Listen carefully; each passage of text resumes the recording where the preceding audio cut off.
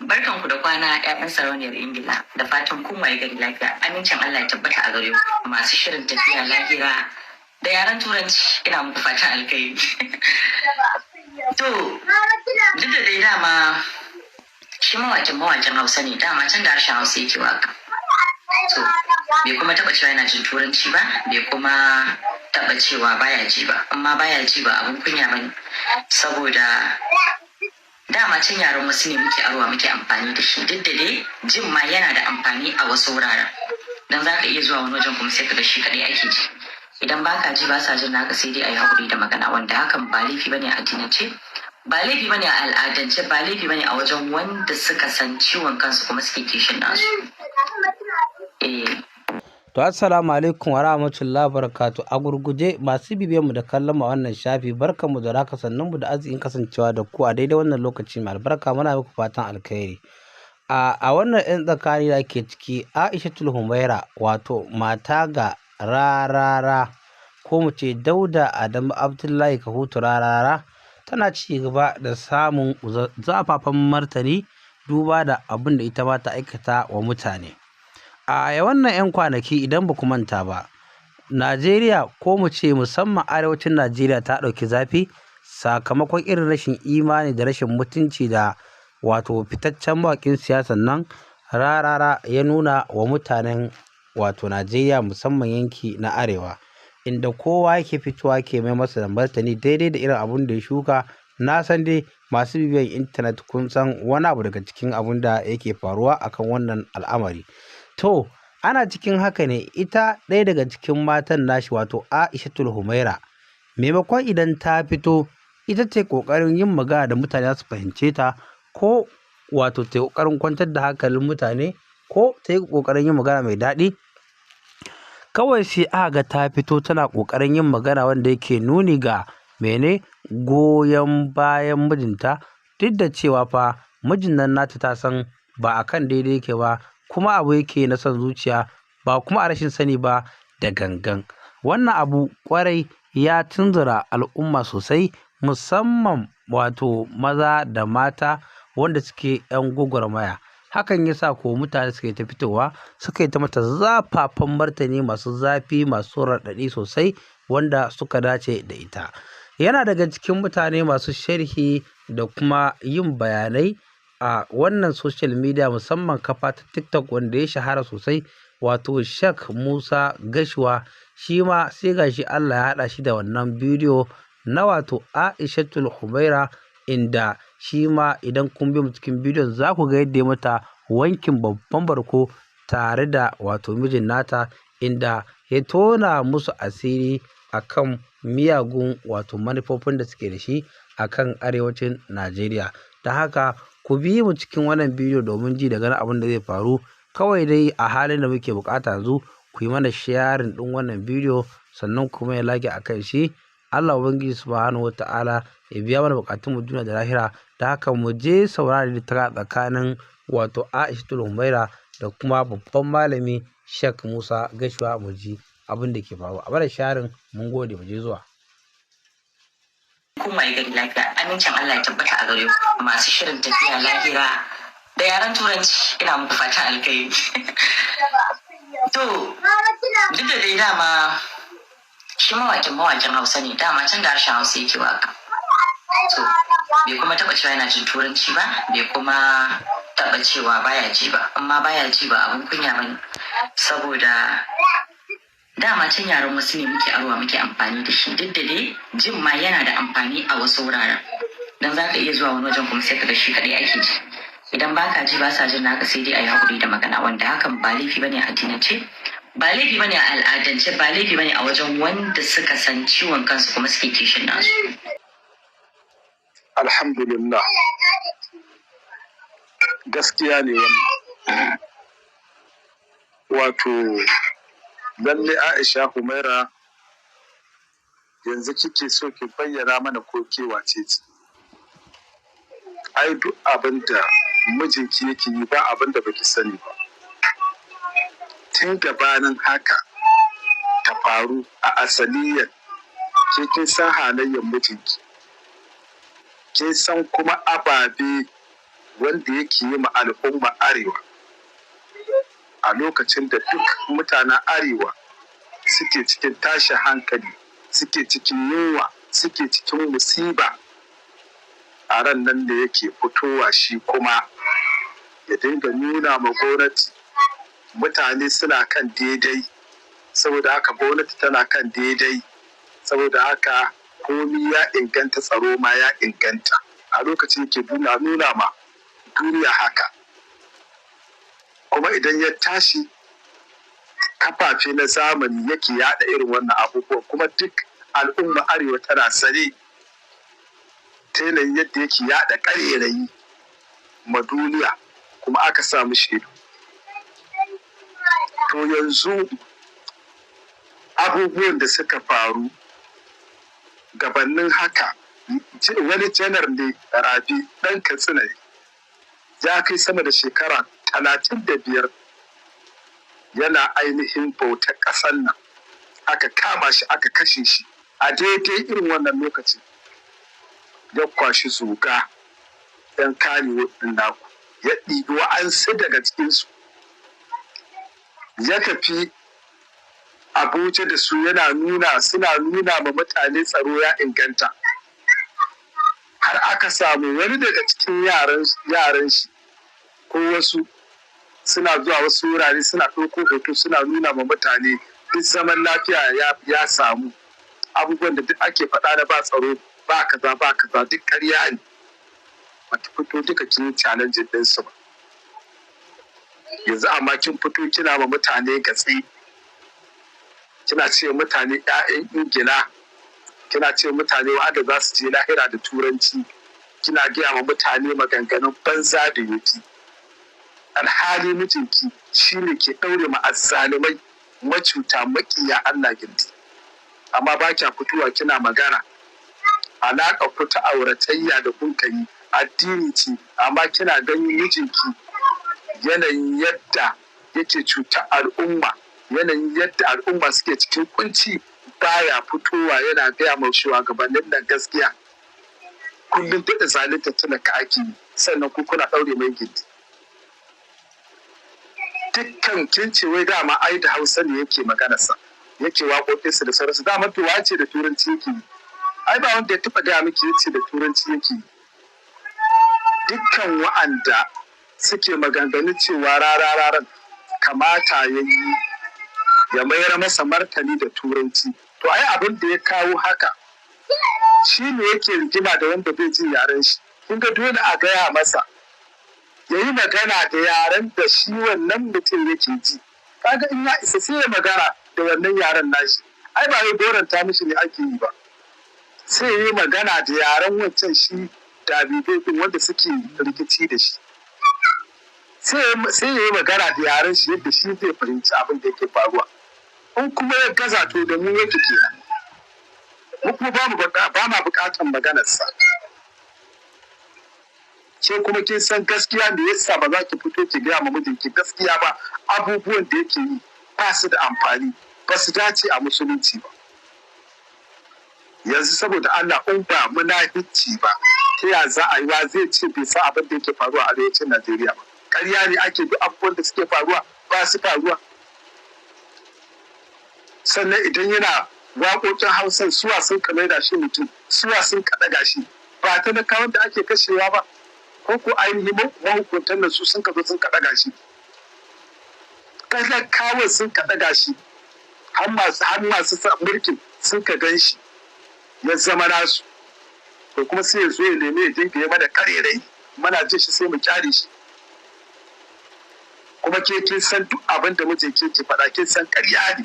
Shi kaɗai ya fi 'yan Najeriya zama ɗan siyasa ne. Tun mutane kowanne ne ya ja bake shi ya yi shiru akan harkar tsaro, sai shi da yake da taurin kai da rena mutane hankali. Waye shi a nuzar Najeriya? Sai shi zai dinga fitowa yana mutane maganganun iskanci, maganganun ƙarerai, ya zo ya dinga ɗeba shi wai wannan shi taimakon da yake bayarwa nan fagen taimako ne, kuma menene amfanin wannan taimakon? Ka je ka dinga ɗebo ka dinga ainihin ɗaure ma azzalumai gindi suna baka kuɗi kana zuwa kana samun wasu gasunan wasu mara alƙibla kana ba su kuɗi kawai kuna ƙara taruwa kuna kashe ƙasa. Na rantse maka da Allah idan aka samu in za a binciki wa'anda sun ka kashe ƙasa wallahi ka sa wannan ta farko. Mijinki wallahi shi ne farko wanda ya fara kashe arewacin Najeriya. Duka abubuwan da yake na rantse da Allah ba don talaka yake ba abu guda ɗaya wanda yake don talaka. Menene amfanin ka ce kana taimako a gina masallaci? Menene amfanin ka ce kana ba da taimako don al'umma ta samu jari? Menene amfanin ka ce yau kana titittika ko kana raba mutane masara ko shinkafa ko dawa ko makamancin haka? Menene amfanin shi? Ran musulmi ɗaya duk bai na abin da kake yi ba. Na rantse maka da Allah ran musulmi ɗaya da Najeriya da arzikin Najeriya da komai ran mummuni ya fi ta daraja. Annabi sallallahu alaihi wasallama da kanshi ya nuna mana yace ran mummuni guda ɗaya Ka'aba da kake gani wanda alƙibla al'umma musulmin duniya ita kanta ran mummuni ya fi ta daraja. Wannan tana Najeriya banza doki da abin da yake cikin ta da kazantar ta mijin ke kawo yake amsowa wajen wa'annan tsinannin la'anannin yake kwaso wannan abin datti ya zo ce na raba mutane ya amfani da kashe ke kyautar da za ka dinga badawa ana kashe mutane ana wulaƙantar da su. Kwanan nan dattawa guda biyu duk ɗan yankin Katsina ne aka kama su an ce ɗaya limamin masallacin Juma'a ne. Wajensu ɗaya limamin Juma'a ya rasu. Wajensu ya rasu. Mutane na har mata ga suna ake nuna su ake musu daɗe.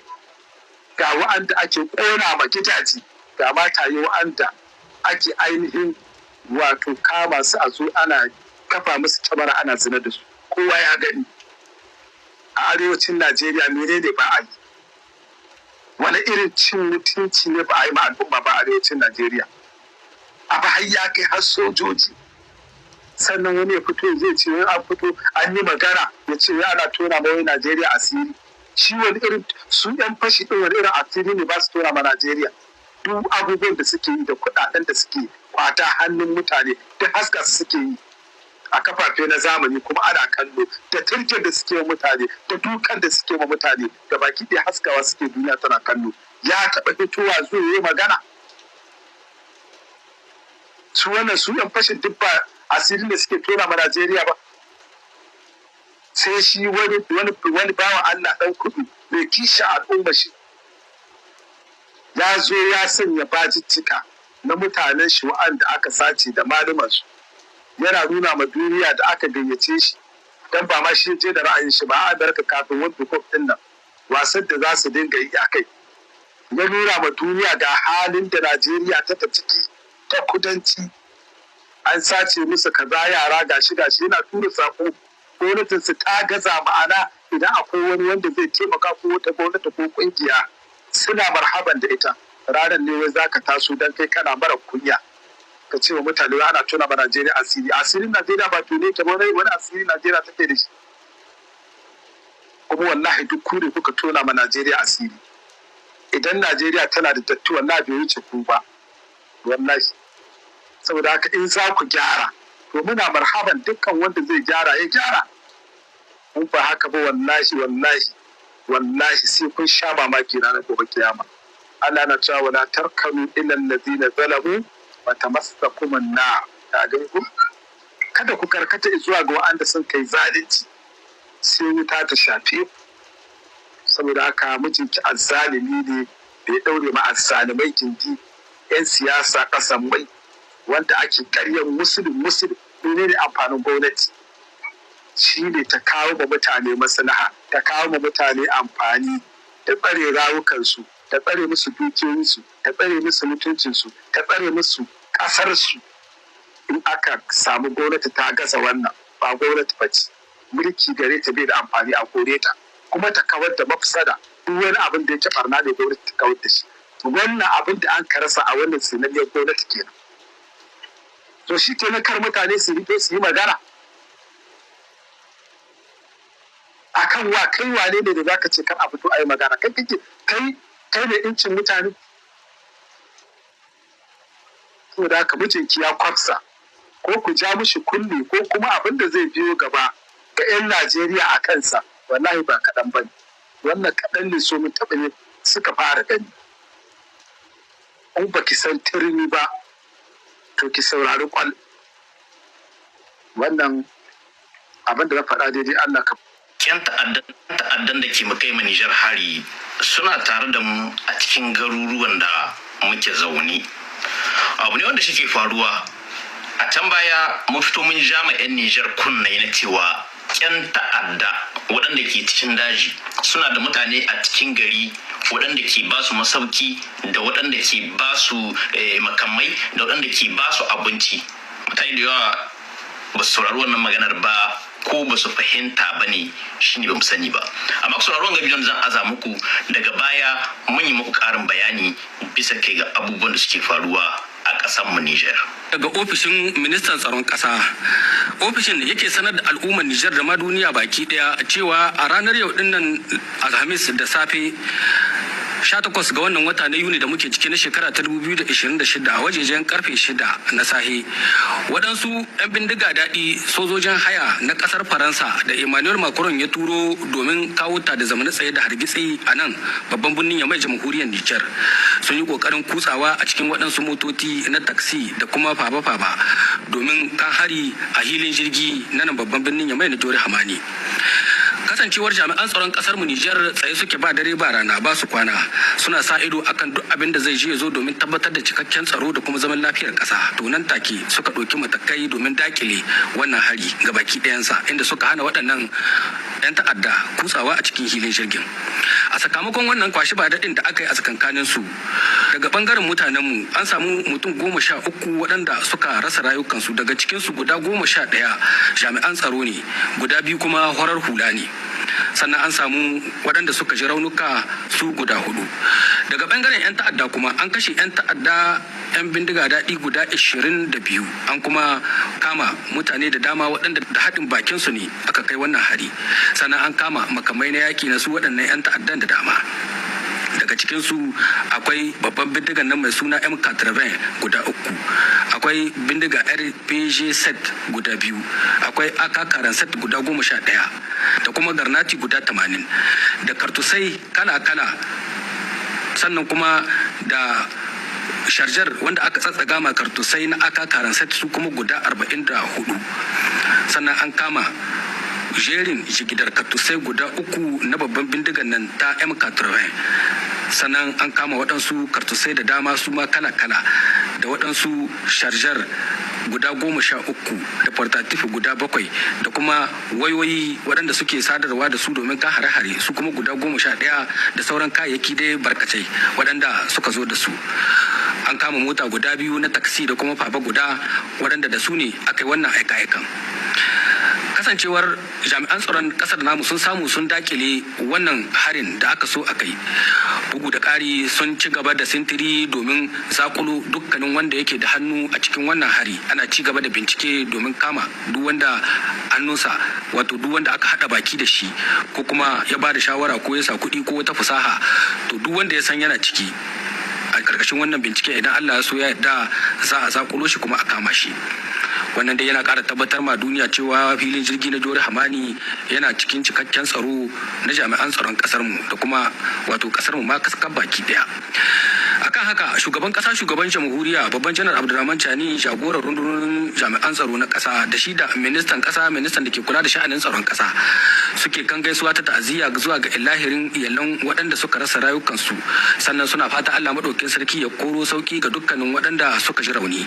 Bugu da muna fatan al'umma duka kun saurara abubuwan da ya faru a shi kenan da swahi a ƙasar Niger. Yau 'yan ta'addan ga masu kai hari a cikin daji da masu kai hari a cikin birni, mu da kanmu al'ummar Niger gaba ɗaya muna ba da gudunmuwa ga waɗannan 'yan ta'addan. Ta sun taji da tambaya su ce ya ne aka yi ta gaskiya ce al'ummar Niger gaba ɗaya suna ba da gudunmuwa wurin ta'addanci. Kwarai da gaske muna ba da gudunmuwa, mu da kanmu talakawa muna ba da gudunmuwa wurin ta'addancin da suke faruwa a ƙasar Niger. Kwanaki in ku bibi bidiyo kan da ni na fito na gaya ma 'yan Niger ƙauyuka da birane da unguwanni gaba ɗaya na Niger, in kun ga wani mutum ya zaka ya sayi gida ko kuma ya kama hayar gida ba ku san da inda ya fito ba dan unguwarku bane ba dan garinku bane ba dan gidanku bane ba ku san inda ya fito ba ya zo ya sai gida unguwarku ko ya kama gida haya unguwarku ba ku san sana'ar shi ba ku san aikin da shi ke yi ba kuna ganin motoci suna zirganiya shiga da fita a cikin gidan shi ko kuma kuna ganin yana hada-hada da kuɗaɗe ba ku san sana'ar shi ba abu ne wanda a daidai ku kai rahoto wajen iko a yi bincike a kan shi saboda zai iya yiwuwa yana da sa hannu da ta'addanci ko ma uwa uba yana tare da yan ta'adda wanda yan Nijar saurara ba kun rufe kunnen ku kun yi dibin cewa abinda muke gai shirme ne muke yi alhali yan ta'addan nan tare da mu suke kwana tare da mu suke ini duk wani sirrin mu duk wani motsin mu suna ɗaukar shi na sakacin da muke yi mu da kanmu talakawan yau tsaron ƙasa ba dole sai iko ba ko mai kaki yan rataye wuyan shi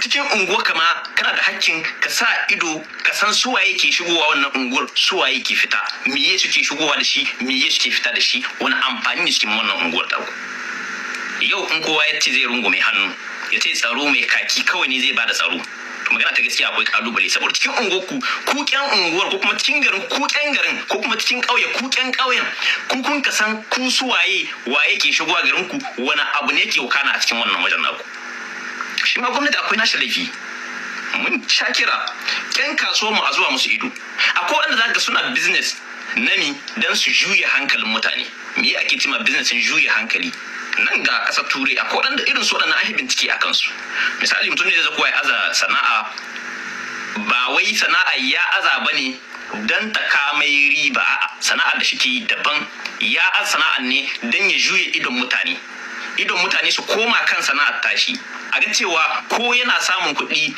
sana'ar ke ba shi kuɗi alhalin abun zai gira mara ya kasa abun miliyan 10 sai ka iske kuɗin da ke shigo shi a wata ko a ini sun yi miliyan 100 amma kayan da ya kasa na miliyan 10 ne kuma al'ummar gari da jami'an tsaron mu kun sani ba sana'a duka ke ka kuɗi a Nijar ba amma da haka kun rufe idon ku kun nuna abin bai dame ku ba sannan magana zuwa ga duwan kwanaki ma mun hito mun yi magana duwan cewa ana ba duwan cin hanci motoci suna hucewa ba tare da an bincike su ba kwanaki mun hito mun magana muka ce ko shugaban kasar Nijar ne ya ketare iyaka misali ya shiga Najeriya ko ya shiga Benin ko ya shiga kasa makauciya ya dawo in yana da mota inda hali ne ya kamata duwan su bincike wannan mota tashi me ya dogo shugaban kasa ma bale wani talaka daban ko kuma wani mai kuɗi amma duwan kun ka bijire kun ka nuna cewa a ai sharri ne ake muku ku kuna aikin kan ka'ida makamman da suke ake samu a cikin kasar Nijar a babban birane na suka shiga ta ina suka fita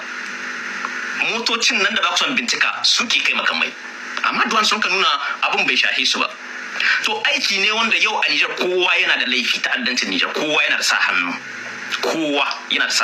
gwamnati sai ka fidda son zuciya ka bincika kowa sannan a zauna lafiya talakawa kuma sai kun fidda son zuciya kun samu kowa ido sannan a zauna lafiya yau har-haran da ake kaiwa wasu za su ce a'a ai sojawa ne ake kashe sojawan kannan wasu ne yannan wasu ne iyayen wasu ne su ma yan Nijar ne su ma kuma talakawa ne aiki ne suke yi ma gwamnati kenan abu ne wanda al'ummar Nijar an daidai mu tashi tsaye da kanmu yau har-haran da yake faruwa yayi yawa mutane da yawa muna ganin bidiyo kan masoya suna tambayar dan gaskiya ina kan tafi ka bace ba mu ganin ka saman rezo ina nan lafiya lau muke dan uwa mun gode kuma masoya masu nuna soyayya wanda ke kiran mu da waɗanda kuma suke bidiyo suna tambayar labarin mu ina nan sai dai muna kallon yan Nijar ne mu ga hankalinku ina za shi tahiya amma kasar Nijar tana buƙatar mu matasa kasar Nijar kuma tana buƙatar kowane ɗan ƙasa ya zama jami'an tsaro kuma a zuba ma kasar nan ido waɗanda mutanen da ake cewa an kashe soja 11 da farar fulla 2 inda suka tashi kenan mutum 13 aka kashe kar ku jibin cewa a'a waɗanda mutanen akwai waɗanda suna murna suna jin daɗi na an kashe sojawa an kai ma ayyukan hari an kai ma wai hari kar ka manta yawan an kai ma ayyukan hari ka ji daɗi gobe gidanku za a kai ma hari kenan al'amarin har-hare